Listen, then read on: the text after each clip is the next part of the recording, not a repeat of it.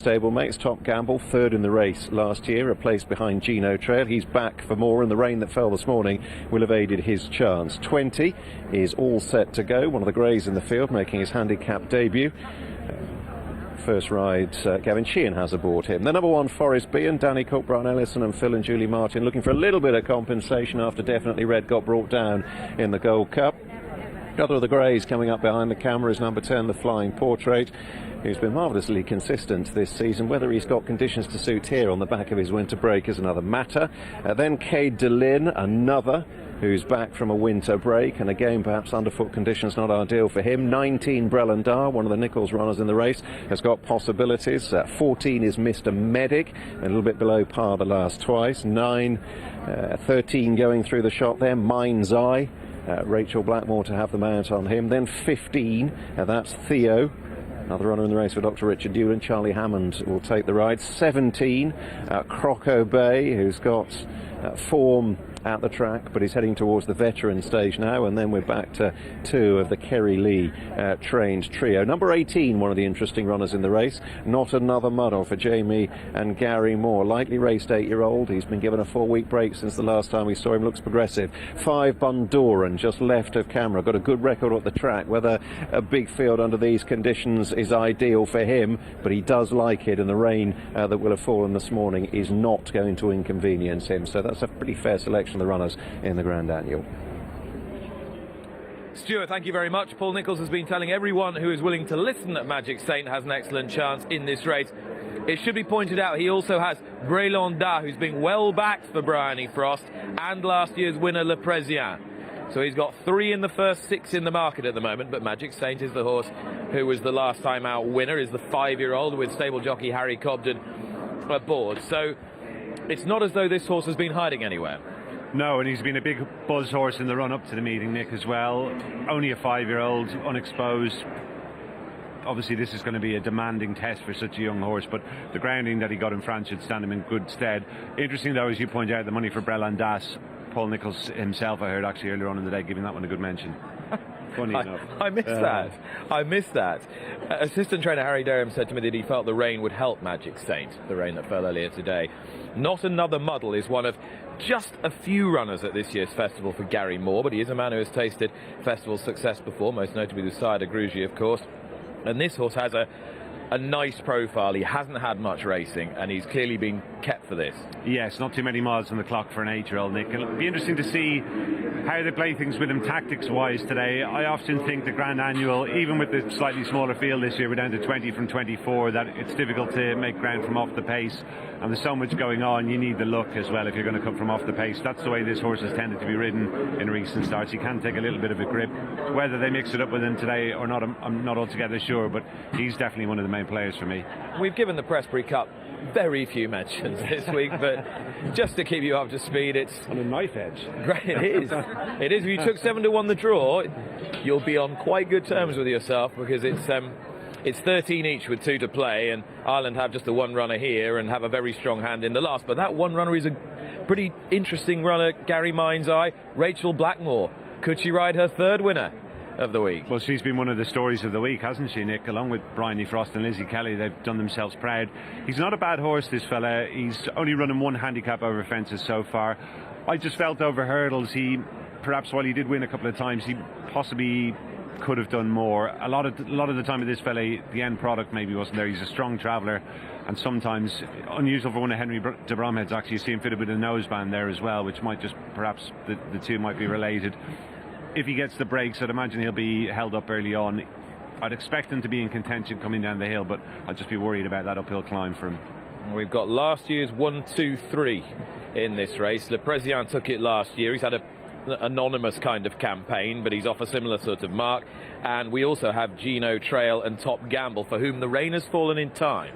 Rain has come for Top Gamble. He really does need a proper test at 2 miles. The Presien was terrible at Sandown, but of course he doesn't go right-handed. What's Wrong With You is Nicky Henderson's main representative in a race named for his father, Johnny.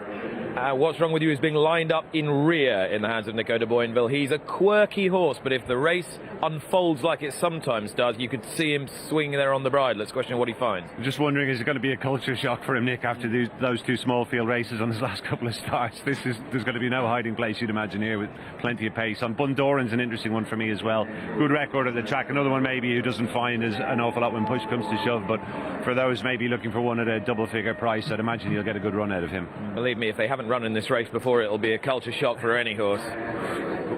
Nico de Boinville's going to sit cold on What's Wrong With You. By contrast, Bundoran and Gino Trail are going to be handy with Bryony Frost on Brelonda. The noseband on the left to complete a dream week for her. Here's Simon. In the Johnny Henderson Grand Annual, Gino Trail, last year's runner-up, the first to bound on with on the near side Croco Bay in the black sleeves, followed by Forest B and Bundoran on the inside, Mr. Medic. They're all safely over the first. Maracuja wasn't too tidy. Quickly on to the second, and Gino Trail comes in to take this one, gets in a little tight from Croco Bay. Not another muddle, made a mistake there on the inside. Croco Bay from Gino Trail, Forest B and Mr. Medic. And then Top Gamble close up. Brillant Das on the outside. They're tracked then by, in the centre, Magic Saint in the yellow and the purple armlets in about 7th or 8th place, just out wide of Bundoran. So they jump the next, then Not Another Muddle. Further back, last year's winner Le Prezian in a white cap, Tree of Liberty and a noseband, red sleeves, then Mind's Eye, Kate Delan, and all set to go. What's Wrong With You is up the inside as they clear the fence in front of the stands. Out wide, the Flying Portrait. Theo is towards the rear with Champagne at Tara in a red cap. That's third last, and Maracuja is the back marker. Heading towards the back straight, Gino Trail by length has re-established an advantage over Croco Bay in second. Then Forest being in third on the inside of Mr. Medic. Bundoran on the inside then from Brillant Das, and they're followed by Magic Saint. Out wide is Top Gamble, tracked by Le Prezian and Not Another Muddle. Going very wide, Tree of Liberty as they jump the first down the back. Maracuja made another blunder. All set to go, might have been a little bit sticky. Onto the water jump, Gino Trail in the cheap pieces on the inside of Croco Bay into this one, in the air together from Forest B. Another blunder there from Not Another Muddle, who was down on his nose at the water as they head onto an open ditch. Gino Trail, Croco Bay. After these, out wide, Brillant Das, and a desperate blunder from Mr. Medic this time. And that was an amazing sit, in fact, from James Best there on Mr. Medic.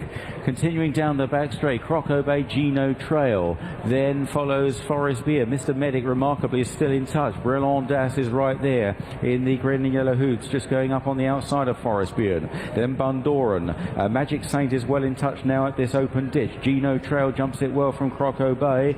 Further back, Not Another Muddle on the inside of Le Prezian, and then Top Gamble in the midfield as they continue on now towards 5 out. Gino Trail and Croco Bay as one, coming in to take this one, taking it well from Brillant Das on the outside. Pulling up is all set to go at the back of the field. Maracuja is still last of all as they reach the top of the hill. Also towards the rear is the Flying Portrait and Kate Delan as they now run on towards the next. This is 4 out, and Croco Bay has taken it up from Gino Trail there. A terrible mistake from Mind's Eye back in the field, and now starting down the hill towards 3 out, and Croco Bay and Keelan Woods chased now by Brillant Das in second place on the outside of Forest Beam. Then Bundoran on the inside, Magic Saint still there, followed by last year's winner Le Prezian. Gino Trail struggling to go on the outside. Not Another Muddle is making a good effort now despite 1 or 2 errors, moving up into 4th or 5th place under Jamie Moore, and they're chased by Theo and after those Tree of Liberty. Inside the final 3 furlongs, 2 left to jump. Croco Bay from Brillant Das in second place. Bundoran, then Forest Beer, Not Another Muddle. Le Prezian is running on well on the far side in the hands of Barry Geraghty. What's Wrong With You for late headway. Magic Saint flattening out. Croco Bay the one to catch, didn't land fully running there. 2 lengths to Bundoran, then Brillant Das, Forest Beer, Not Another Muddle, and Le Prezian, but it's still Croco Bay leading to the last from Bundoran. Great jump from Croco Bay this time, but Bundoran within a half length on landing. Then Forest Beer on the near side from Brillant Das. Croco Bay and Bundoran fighting it out, hammer and tongs up the hill. Croco Bay is holding on very gamely all the way from Bundoran, and Croco Bay will see it out in the hands of Keelan Woods and wins the Grand Annual. From Bundoran in second place, Brillant Das in third, Forest Beer was fourth. Day for trainer Ben Case and jockey Keelan Woods as Croco Bay rolls back the years. The old-timer at 12 years old takes the Grand Annual at, yes, you read it right, 66-1 in the colours of Ben Case, the trainer's great long-time supporter, Lady Jane Grosvenor. Croco Bay, seen just once in 2 years, has obliged here, and what a tremendous piece of training. Bundoran loomed up threateningly between two out in the last, just got in deep to the last. That probably did him a favour. He got upside, but Croco Bay had the greater resolution. Well, though, Bundoran has run again here. Brelonda for Bryony Frost has finished third in the silks of JP McManus.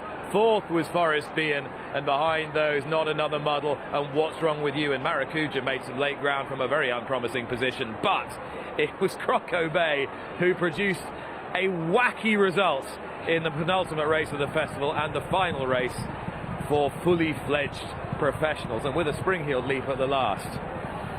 I always remember him winning in Ascot on, I think it was a seasonal return. He looked like he just joined in coming up the home straight. He absolutely romped home. I mean, clearly difficult to keep right, but on his day, he's a very talented horse. I interviewed Ben Case when he'd had a winner at Newbury the other day, and he told me rather sheepishly that that was his first ever winner at the West Berkshire track.